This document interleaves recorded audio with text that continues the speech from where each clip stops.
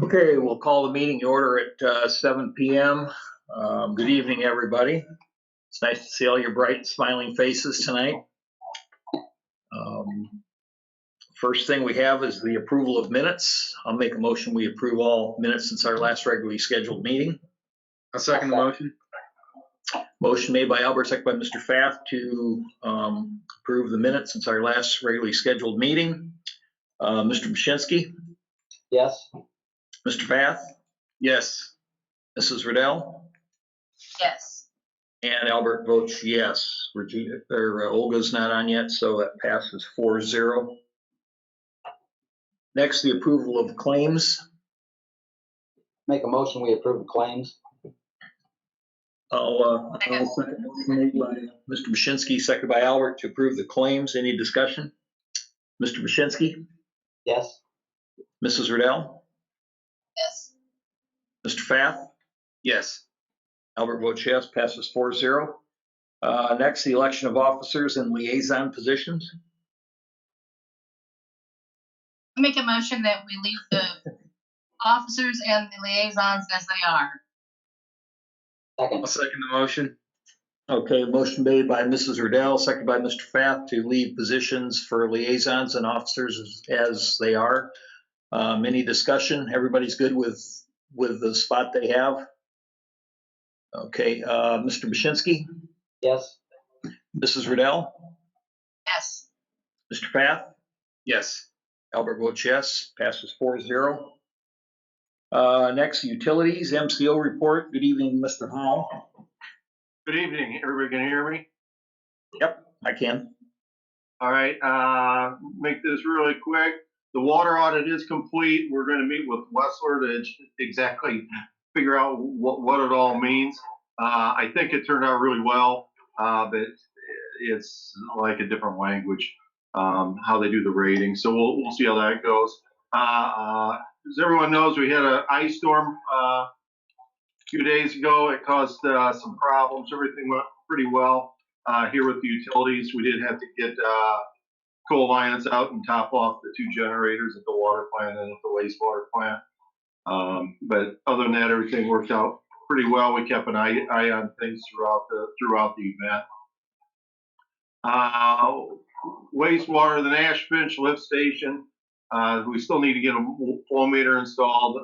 I talked to John Sturgill regarding this. We try getting contractors to just come out and install one because we need to put a meter vault in, and nobody seems to want to do it. We're going to try using see if LGS will.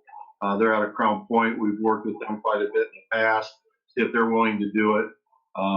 But I think we're losing substantial revenue by not having that flow meter working. And quite frankly, I don't think the flow meter originally was a very good one, and it probably wasn't very accurate. There is a lot of increased traffic and use at the facility. I told John, and I talked to Tom extensively regarding potentially getting either a standby pump or have a standby generator. Looking in, to see about getting that installed and getting some prices. We did have a power outage several weeks ago. It didn't last very long, but there's really no holding capacity in that lift station. So it could kind of put us into a bind.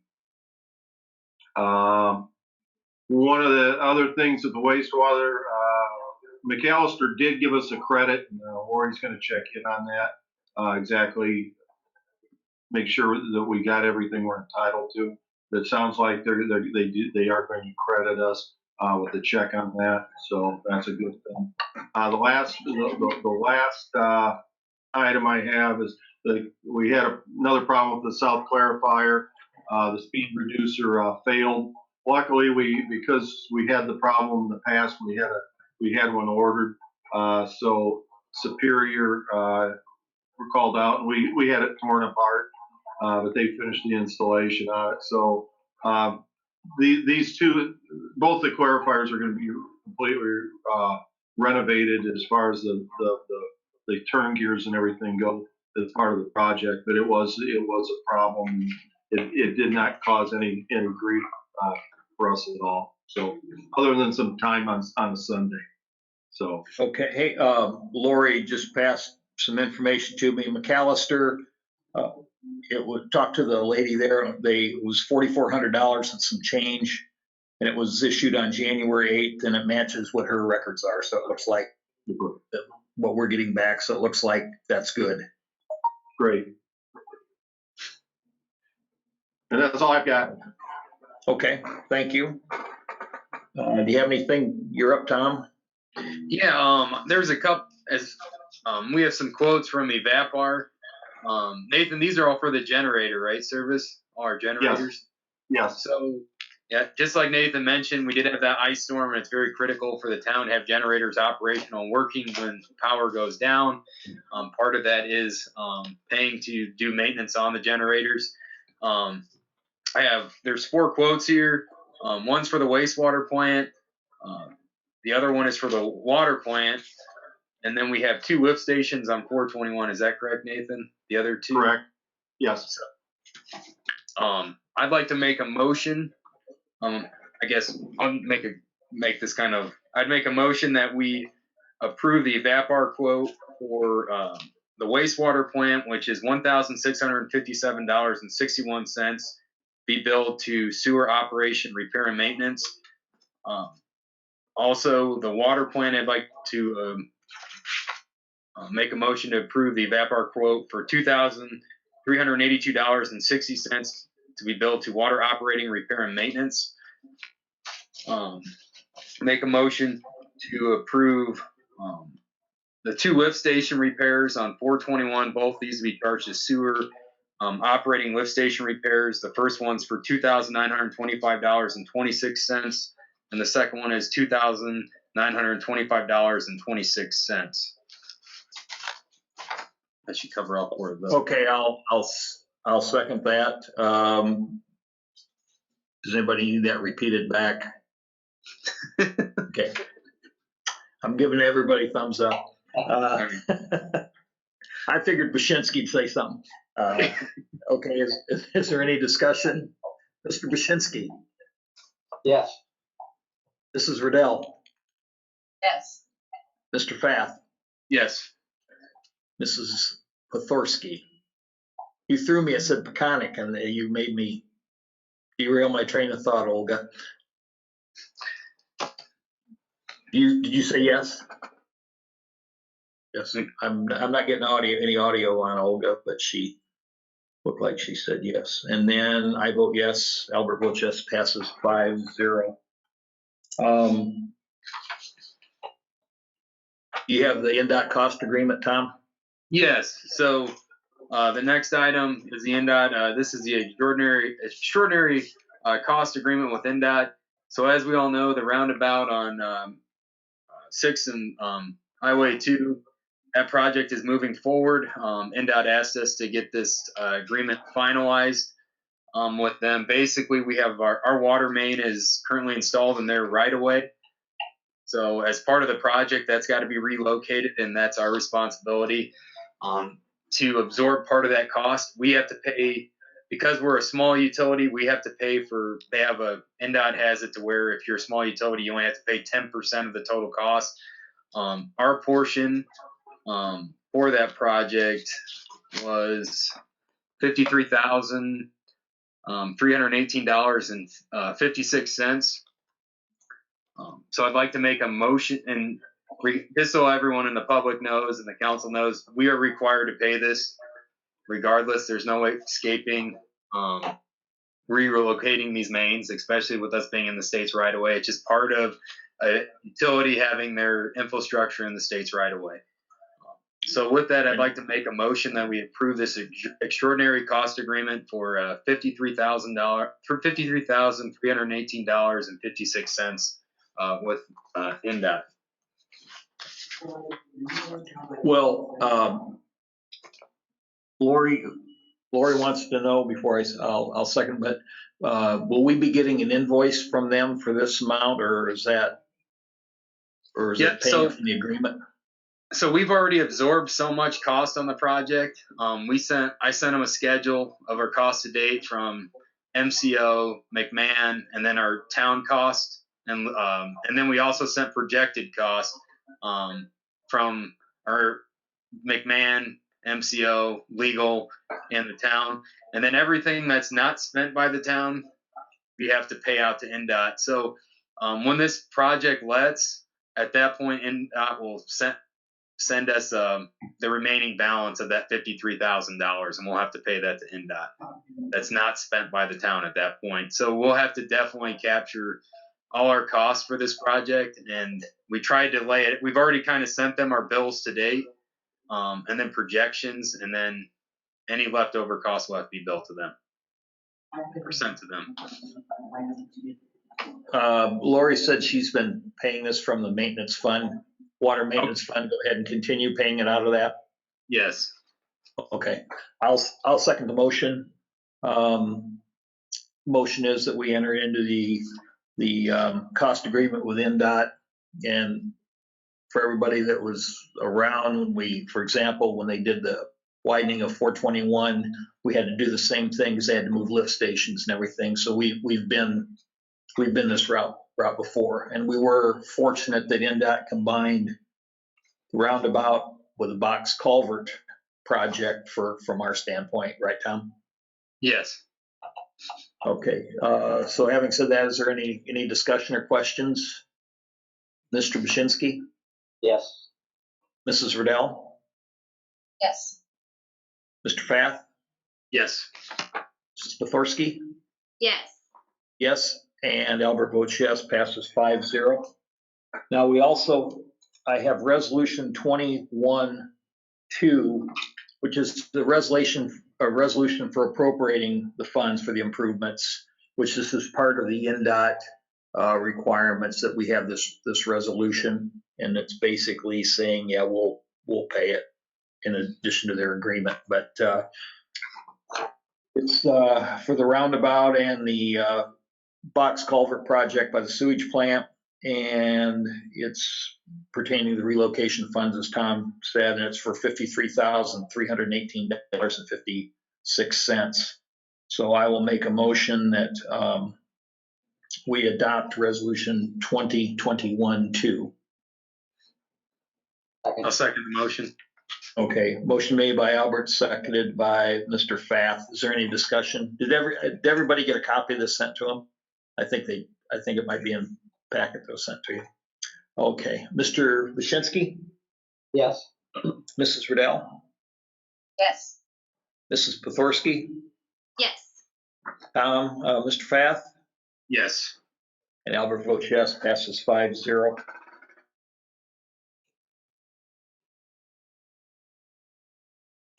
I think that's all we have for utilities. One more thing, Mike. I'll bring. This wasn't sent out to the group, to the council, but I do have a quote for MB Controls, LLC. This is basically it's a quote to replace it. Nathan, you might want to elaborate on this a little bit, but we have an existing SCADA unit at the wastewater plant, correct? And is this to replace it with a mission unit? Yes. Right now, we're having to rely on the internet and the phone line out here, and they're not very reliable. So we were planning on doing this with the project. I don't think we should wait. It's kind of critical that we get this. I think that we get this installed. We've had both the internet and the phone line go down. This is a cellular-based system, which is more reliable. We can still keep the other two working. It's just that we need something that's really reliable. We'll come in sometimes. We'll have alarms, and we had no idea that the alarm system wasn't calling out and working. So it's really something that needs to get. We got to take care of. Yeah. So the quote is for MB Controls. It's for $4,400 to do the work. We've already started upgrading. A few of our lift stations have mission units on them, don't they, Nathan? Yes. Yeah. So it's kind of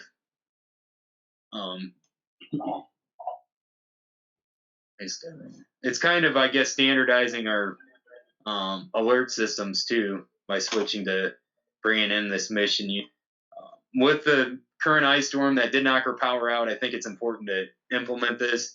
It's always good to be on the proactive side than for the system to fail, not notify us, and then cause more damage.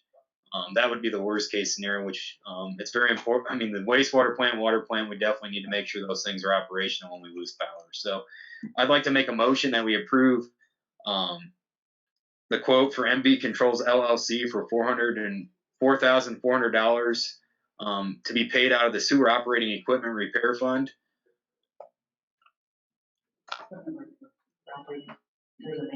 Repairs and maintenance. We could do that. Yeah, we can do it out of repair and maintenance. I mean, either. Yeah. We'll do repair and maintenance. Okay. I'll second the motion. Motion made by Mr. Fasek by Albert to enter into the agreement with MB Controls LLC for $4,400 for the SCADA reporting system. Is there any discussion? Mr. Bashinsky, Yes. Mrs. Riddell, Mrs. Pothorsky, Yes. and Mr. Fath? Yes. Albert votes yes, passes 5-0. On ordinance 2021-1, we're going to put that, unless there are objections, we're going to table that for this month and put it on February. Anything else on utilities? Thanks, Tom, and thanks Nathan. Streets. We've had to call for the community crossing grants, and we're getting it lined up. We have till the 29th of January, pretty quick turnaround, but for this year's streets. So we're working on that. That's about it for streets right now, other than Faulkner. Hey, Jim. I just wanted to let everybody know, I mean, even with the ice storm and everything that we had and the snow that all came over Christmas and then New Year's and everything, Bubba and Ken and Joe were out the entire time. And even though county and every other surrounding agency was swamped with crash reports, the entire time we had 2. And that directly reflects on the job that Bubba and Ken and Joe do. That's just fantastic. So thank you to them. Once again, I agree with you, and they always seem to meet the mark. So thank you. Thanks. I really appreciate all the work they do. It makes my job a lot easier. Definitely. Makes it safer for all of us. Yeah, it sure does. We have the consultant agreement with the town of Westville and H.W. Lochner, and it's for the community crossing matching grant project. They have worked with us the last 3 years, 4 years, whatever. We've had their community crossing grant, and we have a contract here for this round. Doug, have you looked at it?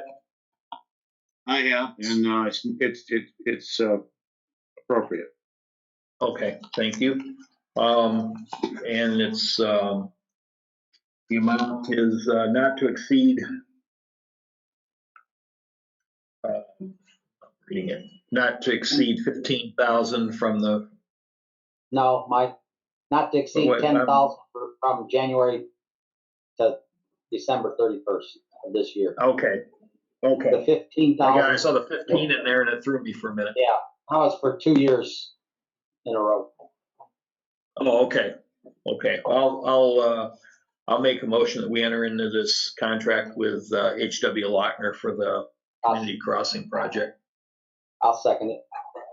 Motion made by Albert, seconded by Mr. Bashinsky to enter the agreement with H.W. Lochner for the community crossing matching grant project for this coming round. Is there any discussion? Mr. Bashinsky? Did you say yeah, Jim? I cut out. I couldn't hear you. Yes. Oh, I'm sorry. For the call for the vote? Yes. Yes. Mrs. Riddell? Yes. Mrs. Pothorsky? Yes. Mr. Pfaff? Yes. Albert votes yes, it passes 5-0. Anything else on streets? That's it for right now, Mike.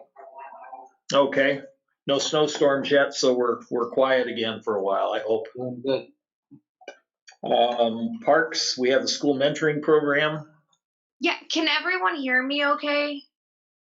Yes, I can. Okay, excellent, because everything's been faulty on my end. I apologize.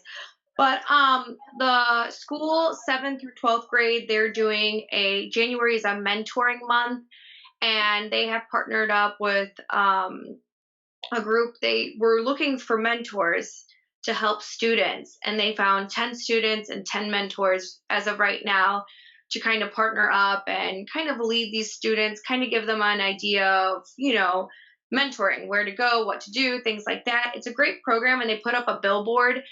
They were working up on a proclamation, and they're still working on that, but they want it to be known that this is a great program. It just started. This is the first year they're doing it. And if you've seen the billboard, it's up, it's big, you can't miss it. So that's pretty much what's going on with that. Like I said, they wanted to have a proclamation, but that's in the works for them. So I don't have it. I know that Alyssa Schnick was working on it, but we'll see. So did you guys have any questions about that? No, that's really a great great deal. Years ago, I was involved with junior achievement at Cool Spring Elementary through previous job I had, and that was really a lot of fun. So this has to be kind of along those lines. It's really a cool thing that can be done. Yeah, and they're going to implement like Zoom and online meetings, and I think as a student, it's hard. Like I said, it's open from 7th to 12th grade. So I think it's awesome that they found 10 willing people to take time out of their day to sit and mentor these students. So I think that's awesome. And if any of you have a chance to ever do it or are interested in doing it, please try. I mean, I think it's very rewarding in itself. So that's all I have on that. And then Go ahead, public park activity. Okay. I was don't know reading something. I'm sorry, I didn't mean to stop in the middle of a sentence there. No, you're fine. So, over the summer, in the midst of a pandemic, we allowed a car show to go on at the park, which was fine. It was great and dandy, and I think it's great to get people out in the community showing their cars. But what wasn't great is that certain food vendors started coming up there with food, food trucks selling food. And as you guys know, when we put on any kind of event, especially, for example, Market on Main, we ask for permission, to close down the road. We ask for permission to have food vendors. We have everyone list us as the town additionally insured, and we had certain amounts that certain vendors had to cover, whether you were selling skincare or you were selling a hot dog. Everyone had to meet these requirements. So I was doing some research, and Tom Casey was very nice to give me some input. I had sent everyone an email, kind of what LaPorte has about street vendors. We are on, the park is our property. And if someone was to choke or get an allergy or something, and we had a vendor up there selling something that wasn't registered with the town, I think it could cause a problem in the future. And I think it would just be a good idea to put an ordinance in place where these vendors can apply. If it's okay with Lori, obviously they come through the town hall. It would be something, the money could go into the parks department, things like that. I think that we're gonna probably see more and more food trucks as it's becoming more and more popular. I think they're great. I think they're fun. I just think that we have to have a plan in place, because I think that this is going to be the year that more and more come out. I think the car show is great. I think the food part about the car show is a risk. So I'm not throwing it out the window like, hey, you can't have a food vendor. I think we can have a food vendor. I think we should have food vendors, but I also think we need to take the appropriate steps with those vendors. So, like the Little League has a concession stand, are we gonna regulate them? No, well, the concession stand, I think, doesn't it have like a kitchen inside that shed? Like they have refrigerators, kitchen, like a 3-compartment sink and whatnot. Or isn't everything that they sell already enclosed and prepackaged? No, I know they cook hot dogs, they have popcorn, I know they sell candy bars and pop, but, like, Well, that's not a food truck. That's already there. It's been there. I think this is a mobile, like street vendor, someone that's going to park at front of the police station and the little store, and he's going to sell hot dogs. I'm talking about that person that's going to go up to the park during a car show, park their food truck, and sell pizza out of it, or hot dogs, or chili. That's the kind of thing I'm talking about. It's very, very what about common. what about the Pumpkin Fest? Yep, You got they food vendors call doing and they that? apply and they go through the health department. It is all regulated through the event. But when you have someone just go up there and park their truck, you're not regulating anything. So they didn't even apply through the health department. They didn't do anything. They just parked their truck up in our park and they're selling for profit. And if anything were to happen to a person consuming the food, who is it on? You look at me funny, but it's a very, I'm just trying to distinguish the difference between a food vendor a food at a truck. car show Yeah. or a food vendor at the Pumpkin Fest. A vendor at the Pumpkin Fest applies to be a vendor at the Pumpkin Fest Not through the town. Through Tri-Kappa, the organization who pays to have the health department come out. They pay to have the health department come out? Well, each person who applies for food vending has to apply for a temporary food permit. Through the health department. So when health department comes up, and if they didn't pay to do that, they can't be a food vendor at the Pumpkin Fest. They're registering with through LaPorte the County. event. So Tri-Kappa, yeah. So Tri-Kappa puts out the event. That vendor applies to be at that event. They pay like maybe a $20 fee unless they're cooking out of a different kitchen. Then the health department will come and regulate that kitchen, make sure it's okay, and then they'll come and see what they have at the Pumpkin Fest, their setup. So if they have like water, where are they throwing the water at, things like that, to make sure everything's up to code for being like an outdoor food vendor. And so the county's regulating it. Yes, but I'm talking about when we have a car show that's being put on by local people, which is totally okay. I don't want this to be taken out of context, but then a food truck shows up and sells food. So he didn't register with the town. He's just up there selling food. I apologize for interrupting. We do have an ordinance.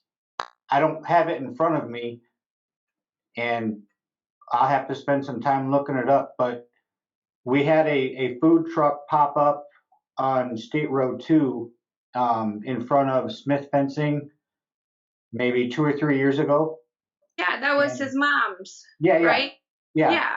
And we have an ordinance for vendors, and I can't remember everything that's involved, but maybe this week I can spend some time to look at it, and I'll scan it to you guys and send it to you, because we called the health department with that ordinance and had them come out and meet them.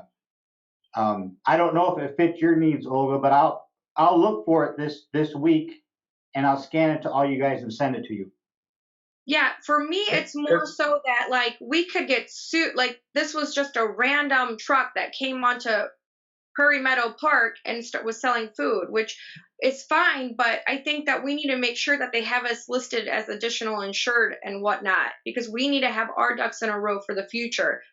Because like I said, I think that mobile food vending is going to become very, very popular. And I think that it wouldn't be a bad idea to look into something like this. Now, I sent what LaPorte had. They have different, obviously, pricing and everything. And that's something that I'm willing to look into what would be appropriate for the town of Westville, because we're not big like LaPorte, but I definitely think that we need something in place. Yeah. Is it really being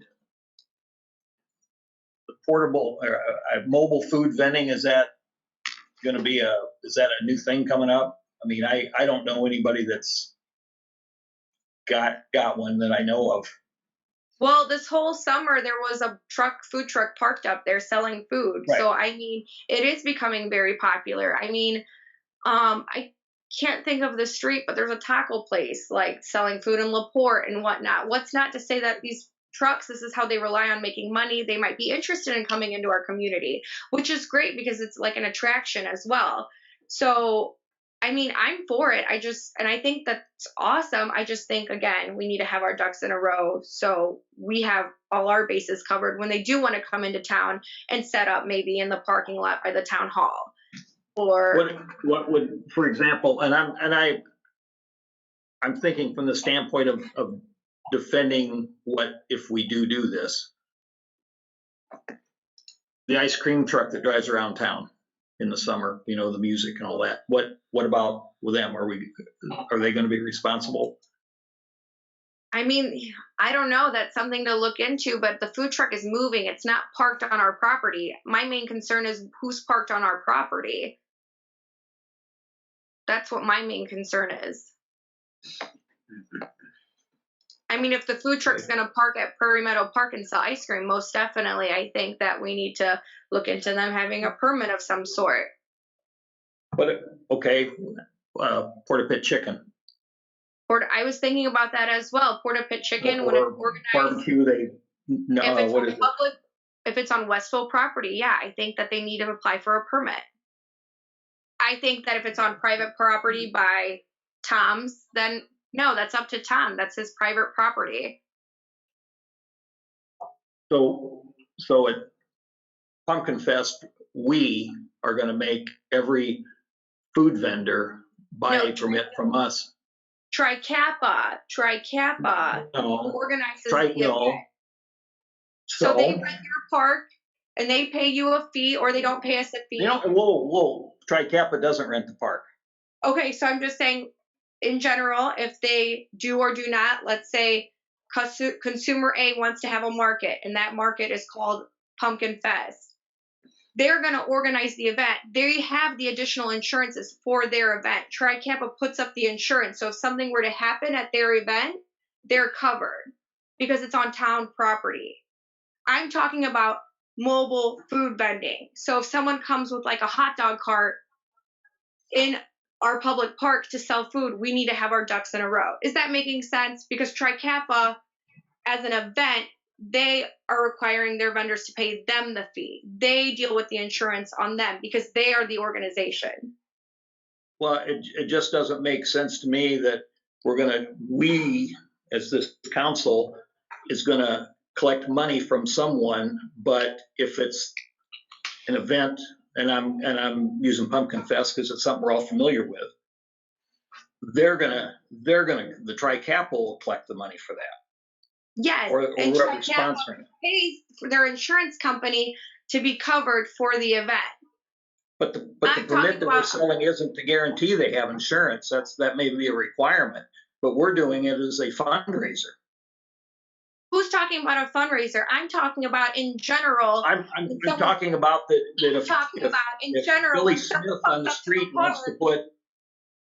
What I'm saying is if Billy Smith wants to park a truck out at Prairie Meadow, we are going to charge him.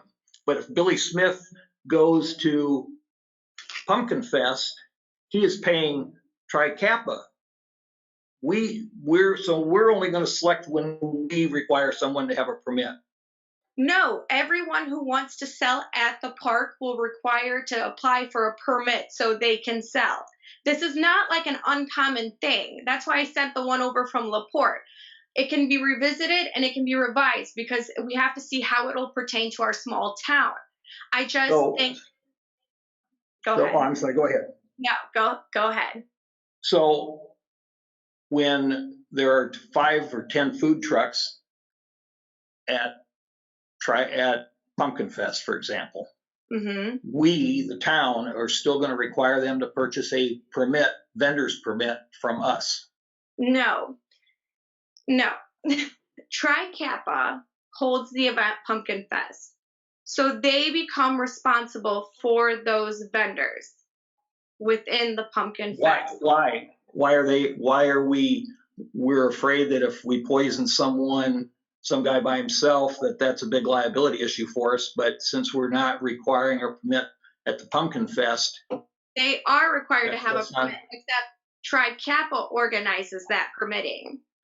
no, they aren't Yeah. required to have a permit at Pumpkin Fest because Tri-Campa doesn't have the power to require a permit for what we require. Okay, I guess you're not understanding my wording. I guess when No, Tribe I'm not. holds the event, so Mhm. they provide the tent, they pay for their insurance, they pick and choose what vendor they're going to allow into the Pumpkin Fest. That is their collective event. When Joe Schmo off the road wants to sell hot dogs, for example, and he's not in the Pumpkin Fest, he wants to say, hey, Town of Westville, I'm interested in using the Prairie Meadow Park maybe every Friday night from 4 to 7 because you guys do this car show. I'd love to set out my hot dog cart. What can I do to make sure that I am up to code with you guys and we're up to code with the health department? So we would say, here, you call the health department, apply for this temporary food vendor. We charge a fee of X amount of dollars for you to be here to make a profit. And we ask you to please list us as additionally insured and be covered up to X amount of dollars for this event. That's what I'm asking. That's the point. I have a question. But those vendors, out there? What? I'm sorry, Jim, go ahead. Who was the food vendor out there this year? I'm not sure. When I drive home from work, I saw a big truck out there. I don't know what it was. I didn't stop. I mean, it got brought to my attention that I thought maybe we needed to implement something because, I mean, it's a crazy world out there. Why not have something just to be safe? Better safe than sorry. I mean, I do know Jimmy had his little stainless steel cart there. Yeah, I don't know. I didn't see.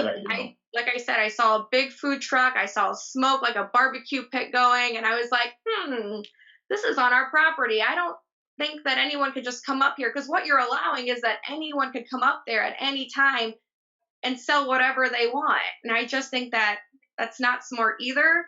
And like I said, I think that with COVID, I don't see it going away anytime soon. It doesn't matter that there's a vaccine going out.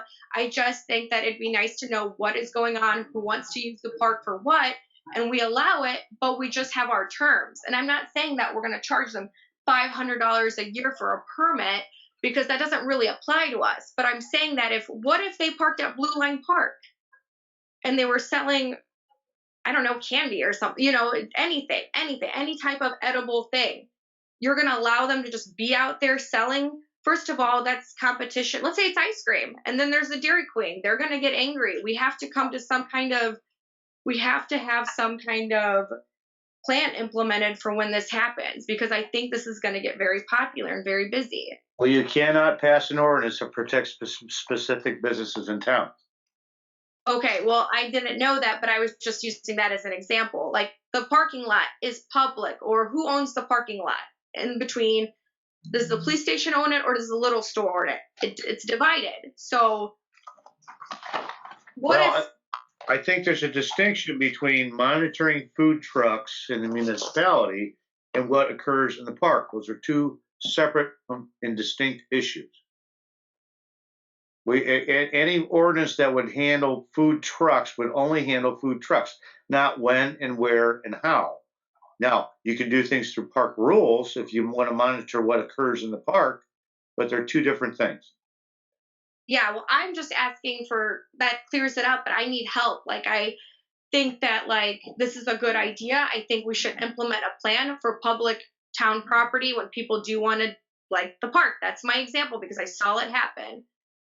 And it is very much different from being a part of an organization and the organization covers the insurances versus you just being by yourself and wanting to sell something.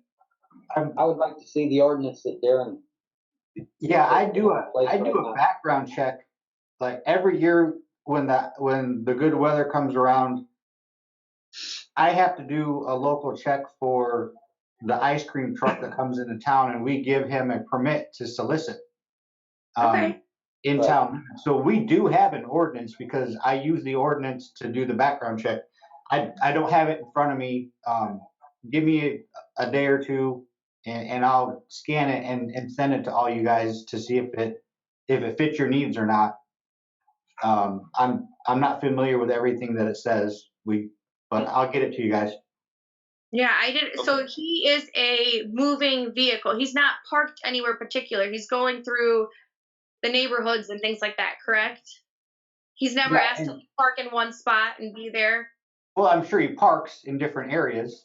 I don't know that Yeah, I've the seen him ordinance park at limits Primero. what he does.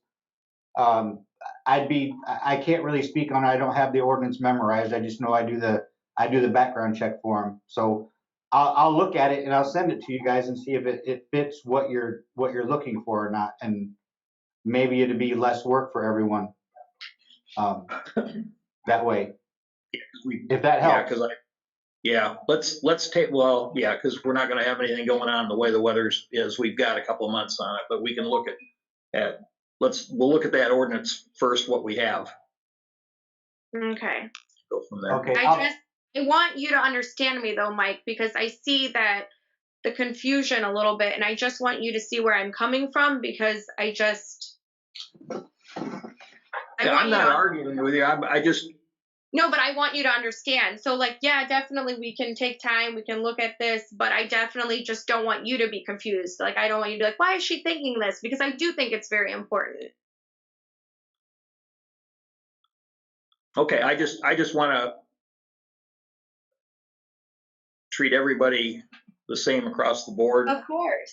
Of course. And everything. And that's my concern because I don't want us not to, because all of us setting on these screens right now, but we have to justify and defend every decision we make, and I want to be able to do that in my mind if we have to do it, or if I have to do it. So of course, you know, but I just want to make myself clear. So okay. So we'll table this till next month. Darren will get the ordinance out to us and we'll see what that's got. Maybe we've got it covered on that. And then we can have, everybody kick it around and then maybe we can get something together for February or March. Cause I don't think we're gonna have anything going until April if it warms up and the COVID dies down a little bit. Does that sound good to everyone? Yes. Okay. Yes. Anything else on parks? Nope. Okay, thank you, Olga. Police? So my year-end stats for 2020, we had 5,651 total calls for service. 1,816 of those were community policing. 293 were assist other agencies. We had 792 traffic stops, 109 crashes, and 149 ordinance violations. And I think next on the agenda for me is, I think I have listed part-time. And I apologize to everyone. I have to sort of take a step back a little bit. All of you allowed me to eliminate part-time so that I could take on my 5th-time deputy. And then we got slammed with a pandemic and people getting backed up on vacation and quarantines, and it's been very difficult. So what I would like to ask is if the town would allow me to have a very limited part-time budget. Lori and I came up with $5,000 just so I could have a very small crew of part-time guys that I can pull from to give the full-time people a break to cover vacations, sick time, quarantines, and that kind of thing. It will not be a regularly scheduled thing. I just need a little bit of wiggle room to give the full-time guys breaks. Some of them have ended up working, multiple 12-hour shifts combined with 8 hours, and it's gotten to be quite a bit. So if you guys wanted to discuss that, that's sort of what I'm looking at. And I was gonna pull from the crew that we already had that were doing a good job with us. I spoke with them, and I was gonna take on about 4 and just have them there for when we're in need. If you guys would allow it. Just from the finance side, we can move money around and make it happen. We also got the CARES money for last year that reimbursed all, that's the federal money that reimbursed all our police salaries, mostly all of them for last year. We have that money, which is currently, roughly 50 grand, 50,000. That can be, that's unappropriated, but we can get an additional appropriation for that. And also I heard today they're redoing the stimulus package, possibly another round. And there is talk that they're gonna use funding for state and local agencies like they did on the first round. That's, you know how things happen in Washington, that, my grandkids might see that, but that's also in the works right now too, possibly. So, Regina, I didn't mean to, do you have anything to add to that? Do we need to do anything with the salary ordinance with this? Adding them back in? Doug, would that be an amendment to the salary ordinance? Because we don't have. Yeah, I think it would be. We don't have part-time listed in salary ordinance, do we? No, we don't. Yeah, I think No. we did. I think we need to amend. Okay, I'll have Lori get with you and work on that salary ordinance, if that's agreeable with everyone, to go ahead and do that. But we do have funds that we can move around if needed. Darren, I'm really disappointed. I figured when you did the budget last year, you would figure a pandemic. Yeah. I definitely did some learning this last year. We all did. Yeah. So the last thing that I have is, obviously all of you approved our partnership with Bruce and his school next door.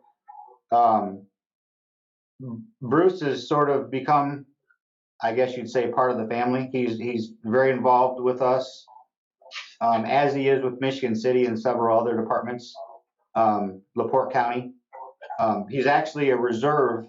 He's actually LaPorte County's only reserve, because he does their ranges and physical tactics for them also. Currently, we do not have any reserves, but I would like to take Bruce on as a reserve to help him maintain his hours in training, and I'd like to be able to get him certified as an ILEA instructor, and then as a physical tactics instructor, along with Nathan. That will give me 2 people that I can work with to get our guys the education hours that they need and have it documented in their training file with the state. My goal is that every physical tactics training session that we do at the school, I want it documented at the state. So every year we have 36 plus hours of use of force training that's documented in our officers' files. So if you all would allow me to take him on as a reserve, then I would like to go ahead and swear him in and give him the opportunity to take advantage of ILEA training that we can take part in. That's for training only, Darren? Yeah, he's not going to work. I'm not putting him on the road. It's training only. Okay, I have no objection. Regina? No, not at all. I think he'd be a great addition. Yeah, and I've noticed quite a bit that the jiu-jitsu is coming more into play into police departments all over, because it's less I don't want to say the wrong word here. It's less lethal. Is that the right word, Darren? Well, It's the actual translation, if you take jujitsu and translate it, it translates into like the gentle art or the gentle way. So that's sort of the whole concept. And Bruce actually focuses quite a bit on de-escalation, but you focus on de-escalation with the way that you're using the tactics that you learn in the actual school. Maybe you're not doing it verbally, but you're able to maintain control of somebody physically without hurting them, get them to de-escalate and get them in handcuffs. So it's a pretty awesome gig. It's very enjoyable, that's for sure. A lot of learning. Darren, you have on here the end of the introductory period for Tempest and Dylan. Yes. January 6th was the end of the probationary period for Dylan and Tempest. They both completed their probationary period satisfactorily. I have no issues with either of them. I get constant compliments from the community on both of them. I think they're an excellent fit, and they seem to be very happy with everything that's going on here. I can't say enough good things about them. That's good. And I think they enjoy it out here too. Yeah. Dylan, especially today, I think. If you haven't, if you guys don't know and haven't seen, they got the lettering on the Charger. Gentleman that lives on East Valparaiso did it, and is it on your Facebook page, Darren? The department Facebook page? Not yet. I think Rob put it on his. It's on his, and I shared it, but it's really cool. It's autism awareness is the theme of the car, and it's really cool. If you get a chance to take a look at it, or it'll be driving around here, I'm sure. Yeah, and the Jeep is finally gone. And the Jeep is gone. Hallelujah. You didn't have any tears when that left, did you? Driven away. You know what? I had to tow it in. It broke down before I could get it turned in. I had to call John's Garage to have him come tow it. Well, it didn't affect the trade-in value, did it? No, they already signed the agreement. Okay. Anything else on police? We have next finance. We have resolution 2021-1. It's a CCI transfer.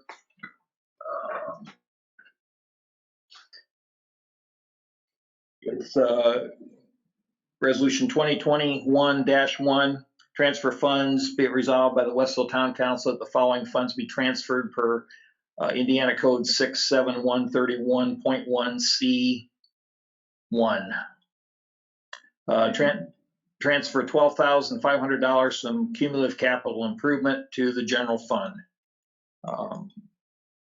Is this Lori? Okay. We normally transfer $15,000 every year from the CCI fund. I'll make a motion that we adopt resolution 2021-1.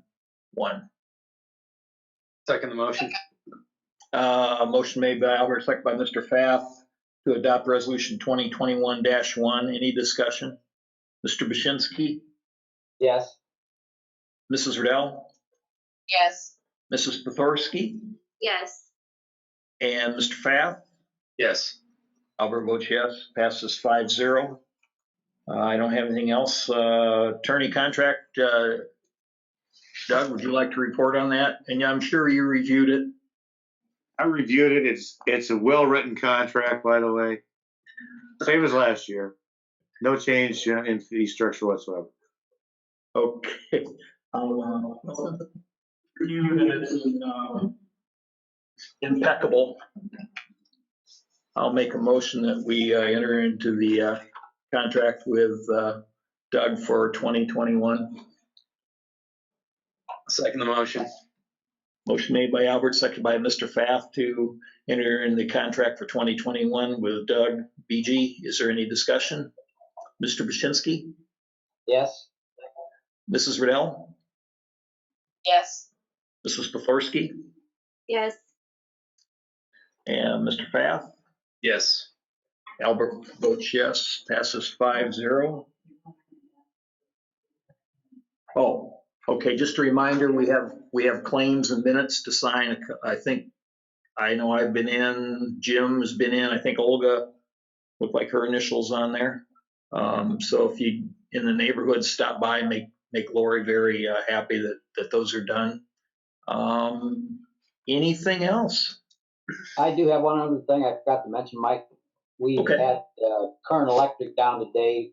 We're looking into getting a permanent generator at the town garage so Bubba don't have to use the portable from one building to the other.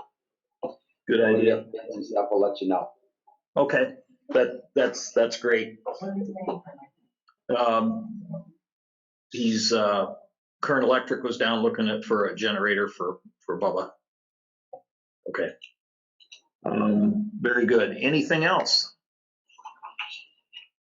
Well, we made it through a year of COVID. Maybe we'll get this. This will be a better year for everything. And again, thanks to all of you and all our department heads and our employees for going through this tough year and making the best of it and kind of shooting from the hip sometimes on what we had to do.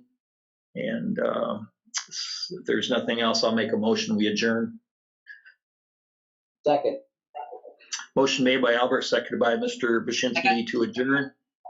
Somebody say something? Anything? All those in favor, aye. Aye. Opposed? Aye. You opposed? It was a delay on yours. Just meeting adjourns at 7:57. Talk to you all later.